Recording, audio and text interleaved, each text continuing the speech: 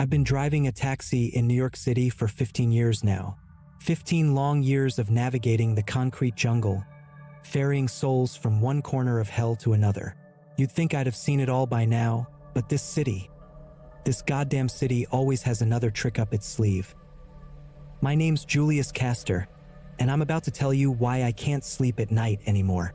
Why every fare makes my palms sweat and my heart race. Why I flinch at every shadow that moves across my rearview mirror. It all started on a muggy August night back in 2008. I was fresh on the job, still bright-eyed and bushy-tailed, thinking I was going to make it big in the Big Apple. The city lights sparkled like stars, and the constant hum of traffic was music to my ears. I was parked outside a rundown apartment complex in the Bronx, waiting for my next fare. That's when she stumbled out of the shadows. She couldn't have been more than 20, rail-thin with matted black hair that hung in greasy strands around her gaunt face. Her eyes were sunken, ringed with dark circles that made her look like death warmed over. But it was her smile that got me, wide and manic, stretching from ear to ear in a way that made my skin crawl. "Hey, mister," she slurred, tapping on my window. "Can you take me home?" Every instinct told me to floor it, to get the hell out of there. But I was new, eager to please, and frankly, I needed the money. So, I unlocked the door and let her slide into the back seat. "Where to, miss?" I asked, trying to keep my voice steady. She giggled, a high-pitched sound that sent shivers down my spine. "Oh, home." I turned to look at her, my patience wearing thin. "I need an address, lady." Her smile widened, if that was even possible. "Just drive, Julius. I'll tell you when we're there." My blood ran cold. I never told her my name. Before I could ask how she knew, she started humming. It was a haunting melody, one that seemed to burrow into my brain and nest there. I found myself driving, though I couldn't remember putting the car in gear. We drove for what felt like hours, winding through streets I'd never seen before. The buildings grew older, more decrepit. The streetlights flickered and died, plunging us into an inky darkness broken only by my headlights. All the while, she hummed. When I finally came to my senses, we were parked in front of an ancient, crumbling brownstone. The windows were boarded up, and the front door hung off its hinges. "We're here," she whispered, her voice suddenly right next to my ear. I yelped, jerking away. But when I looked in the rearview mirror, the back seat was empty. That should have been the end of it. A creepy fare, sure, but nothing I couldn't shake off, except I couldn't stop humming that damn tune. Days passed, then weeks. The melody haunted me, playing on an endless loop in my head. I'd catch myself humming it while stuck in traffic, whistling it while I showered. It was there when I went to sleep and when I woke up. I'd dream of that decrepit brownstone, of walking up those creaking steps and pushing open that broken door. Inside was always dark, always cold, and always, I'd hear her giggling, leading me deeper into the house. I never saw what was waiting for me in those depths. I'd always wake up screaming just before the big reveal. After a month of this, I was a wreck. Dark circles under my eyes, jumpier than a long-tailed cat in a room full of rocking chairs. But I kept driving. What else could I do? That's when I picked up the old man. It was a crisp October evening, leaves skittering across the pavement like little lost souls. The old-timer was standing on a corner in Hell's Kitchen, one gnarled hand raised to hail me. He was ancient, his face a roadmap of wrinkles, his milky eyes unfocused. But there was something about him, a vitality that seemed at odds with his frail appearance. "Evening, son," he said as he eased into the back seat.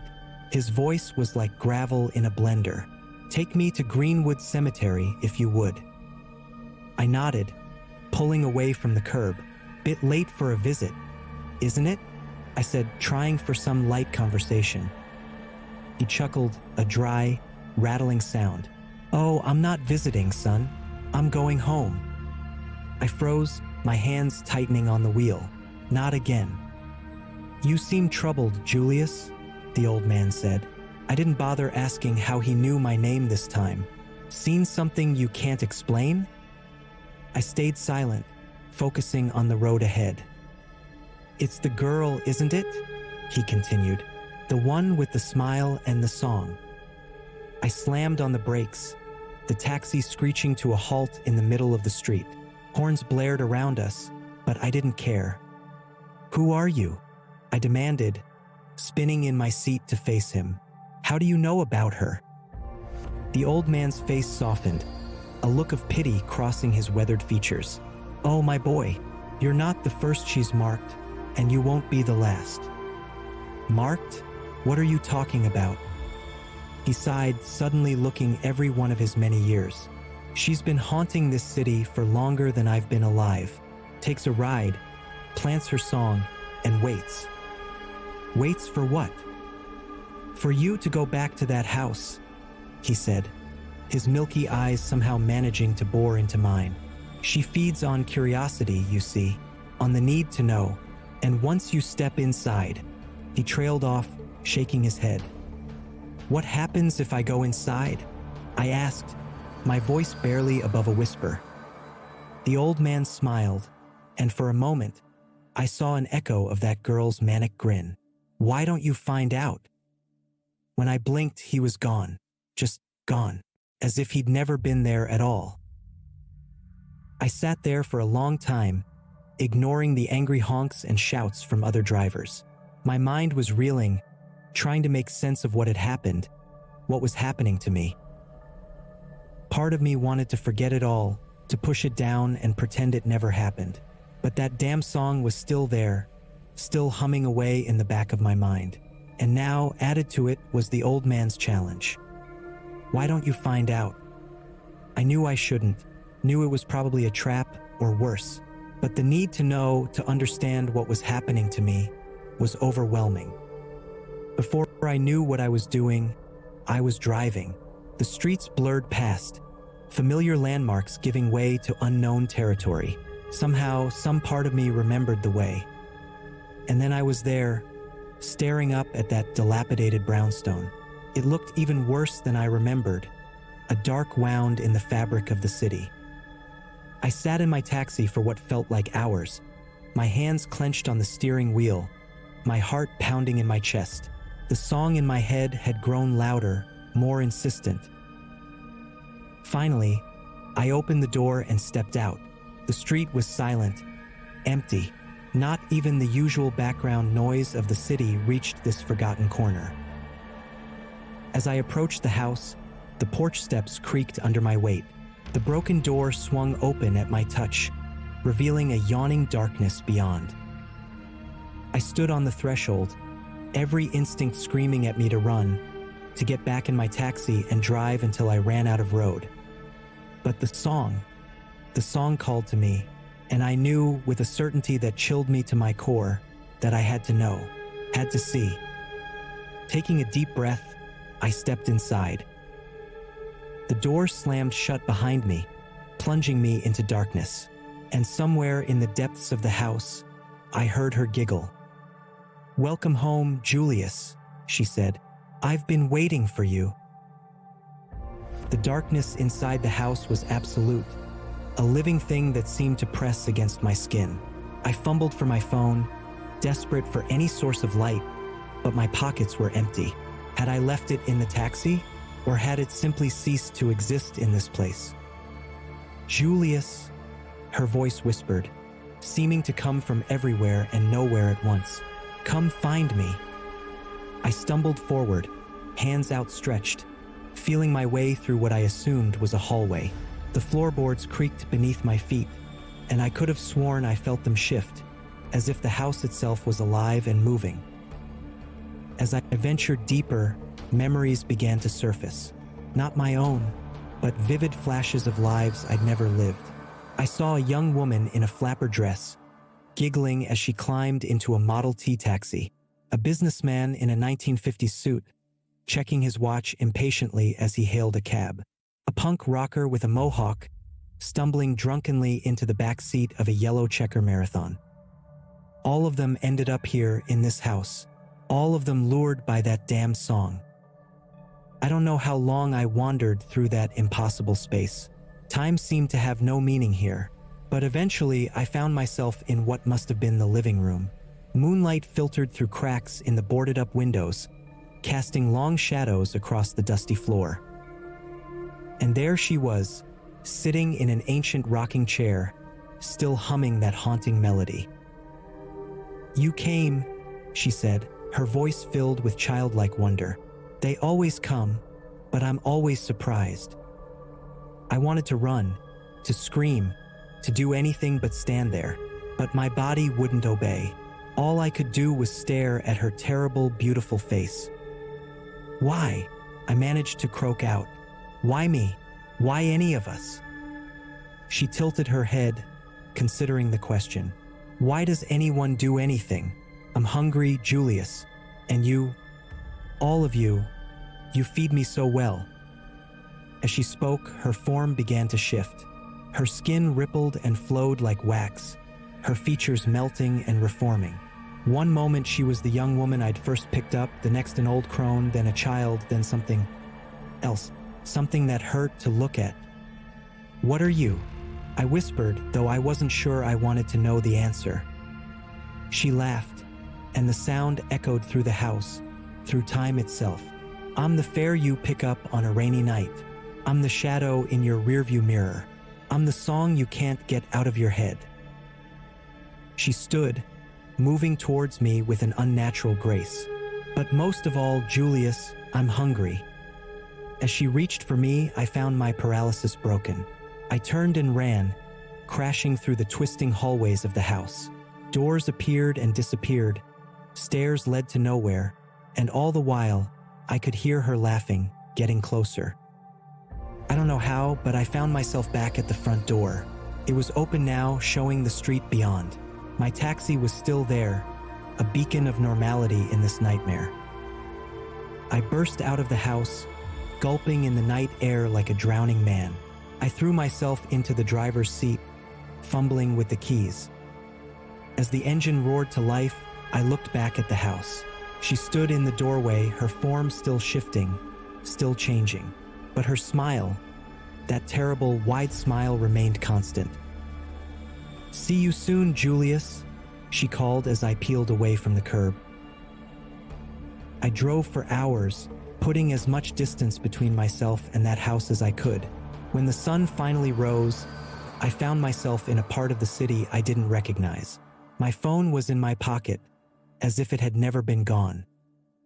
I wish I could say that was the end of it, that I quit my job, moved out of the city, left it all behind.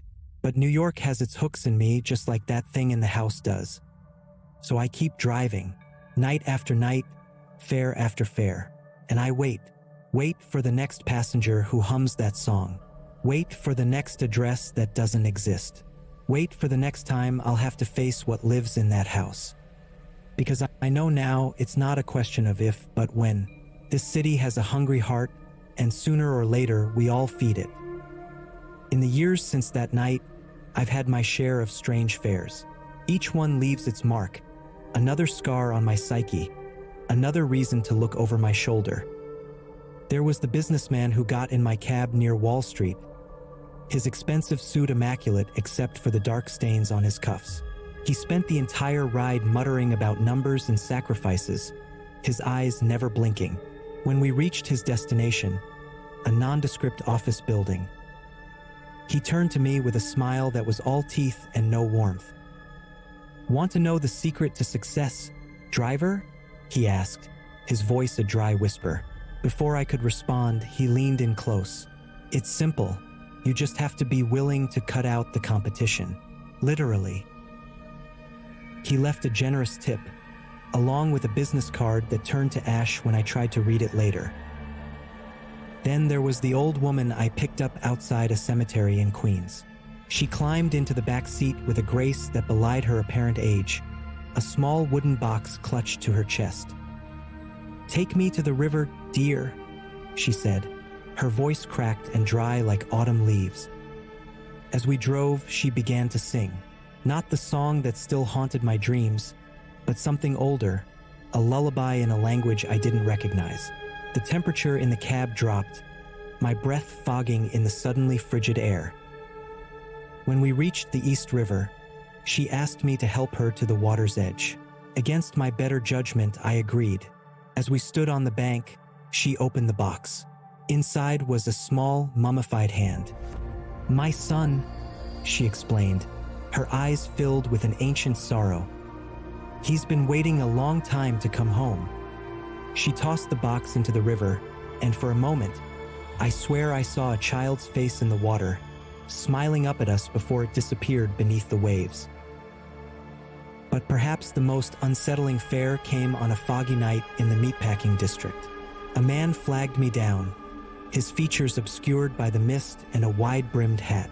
As he settled into the back seat, I caught a whiff of something metallic and sickly sweet.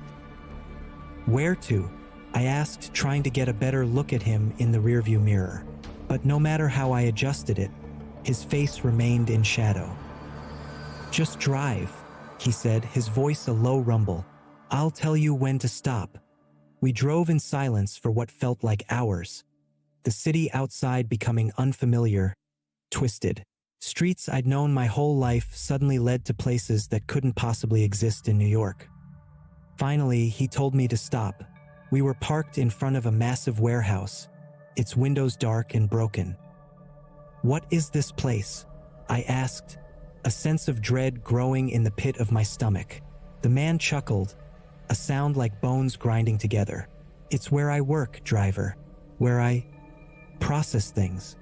As he spoke, the fog seemed to clear for a moment. Through the warehouse windows, I saw movement. Huge, inhuman shapes shifting in the darkness, accompanied by the sound of machinery and something else. Something that might have been screaming. "Want to see inside?" the man asked, and I could hear the smile in his voice. "I'm always looking for new employees. The benefits are to die for." I declined as politely as I could, my hands shaking as I gripped the steering wheel.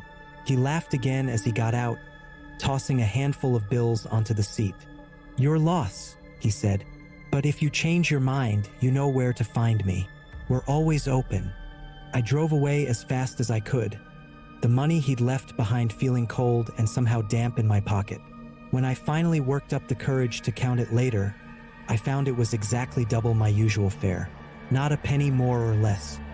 These encounters and countless others like them have become my life. Each night I get behind the wheel, I wonder if this will be the one. Will this be the fare that finally drags me back to that house, to the thing with the shifting face and the hungry smile? But I can't stop. The city won't let me. It's like I'm caught in a web, each strange passenger another strand binding me tighter. And always, that song plays in the back of my mind, a constant reminder of what waits for me in the shadows of this city. So I drive on, through the nights and the nightmares, because in the end, that's all any of us can do. We keep moving, keep living, even when we know that sooner or later the meter will run out for all of us. And when it does, I just hope I'm ready for where my final fare takes me. It was a night like any other, or so I thought. The city was shrouded in a thick fog, the kind that muffles sounds and makes the familiar seem alien. I'd been driving for hours, the streets unusually quiet. No fares, no calls, just the endless maze of New York stretching out before me. As the clock on my dashboard ticked past midnight, I found myself in a part of town I didn't recognize. The buildings loomed impossibly tall, their tops lost in the mist. Street signs bore names I'd never seen before, in languages that hurt my eyes to look at. That's when I saw her. She was standing on the corner, her form flickering like a bad TV signal. One moment she was the young woman I'd picked up all those years ago, the next the businessman with bloody cuffs, then the old woman with her box. Faces I recognized from a decade and a half of nightmarish fares, all blending into one impossible being. I knew I should drive away, floor it and never look back. But the song in my head, the one that had been my constant companion for 15 years, suddenly swelled to a deafening crescendo. My hands moved of their own accord, guiding the taxi to the curb. She opened the door and slid into the back seat, her form still shifting, never settling on one appearance for more than a moment. "Hello, Julius," she said, her voice a chorus of all the passengers who had haunted me. "It's time for your last fare." I wanted to scream, to run, to wake up from this nightmare, but I was paralyzed, my hands locked on the steering wheel. "Where to?" I heard myself ask, my voice distant and unfamiliar. She laughed, the sound echoing through the cab and seeming to distort reality itself. "Oh, Julius, you know where. You've always known." The taxi started moving, weaving through streets that twisted and changed with each turn. Buildings bent and warped around us, their architecture defying all logic. And all the while, that damn song played louder and louder, drowning out even the sound of my own frantic heartbeat. I don't know how long we drove. Time seemed to stretch and contract, minutes feeling like hours, hours like seconds. But eventually, inevitably, we arrived. The house stood before us, just as I remembered it. But now I could see it for what it truly was, not just a decrepit brownstone, but a cancer on the face of the city. A hungry maw, waiting to devour the unsuspecting. "We're here," the thing in my back seat whispered, its breath cold on my neck. I turned to look at it, to finally face the terror that had been haunting me for 15 years. But the back seat was empty. With trembling hands, I opened the door and stepped out. The street was silent, the fog pressing in around me. The house loomed before me, its door hanging open like an invitation, or a threat. I knew I should run, knew that stepping into that house meant the end of everything. But the song in my head had become unbearable, a siren call I couldn't resist. As I approached the porch, I saw movement in the windows, faces pressed against the glass. All my fares, all the lost souls I'd ferried over the years. They watched me with hollow eyes, their mouths moving in silent screams. I reached for the doorknob, my hand shaking. This was it, the end of the line. But before I could turn it, I heard a horn blare behind me. I spun around to see my taxi, idling at the curb. The driver's side door was open, and behind the wheel sat me. It was me as I had been 15 years ago, young and hopeful, unaware of the horrors that awaited. He looked at me with a mixture of pity and determination. "Get in," he called. "This isn't where your journey ends." I hesitated, torn between the nightmarish familiarity of the house and the impossible promise of escape. The song in my head reached a fever pitch, urging me to step through that doorway. But in that moment, I realized something. The song, the house, the thing with the shifting face, they only had power because I gave it to them, because I kept coming back, kept picking up fares, kept feeding the hungry heart of the city. With a final look at the house and all the lost souls trapped within, I made my choice. I ran to the taxi, practically diving into the passenger seat. My younger self grinned at me, a familiar gleam in his eye. "Ready for one last ride?" I nodded, unable to speak. He threw the taxi into gear and we peeled away from the curb. As we drove, the fog began to lift. The twisted, impossible streets straightened out, becoming the New York I knew and loved. "Where are we going?" I finally managed to ask. My younger self shrugged. "Anywhere but here. Sometimes the only way to win is to change the game." As we crossed the bridge out of Manhattan, I felt a weight lift from my shoulders. The song in my head, my constant companion for 15 years, finally faded away. I don't know what awaits me beyond the city limits. I don't know if I'll ever truly escape the horrors I've seen, the passengers I've carried. But for the first time in 15 years, I'm not afraid to find out. Because sometimes, the most important journey is the one that takes you away from where you've been. As the city skyline receded in the rearview mirror, I closed my eyes and let out a long, shaky breath. Whatever came next, I was finally free of the yellow cage that had held me for so long. And somewhere in the distance, I swear I could hear the sound of a meter clicking to a stop.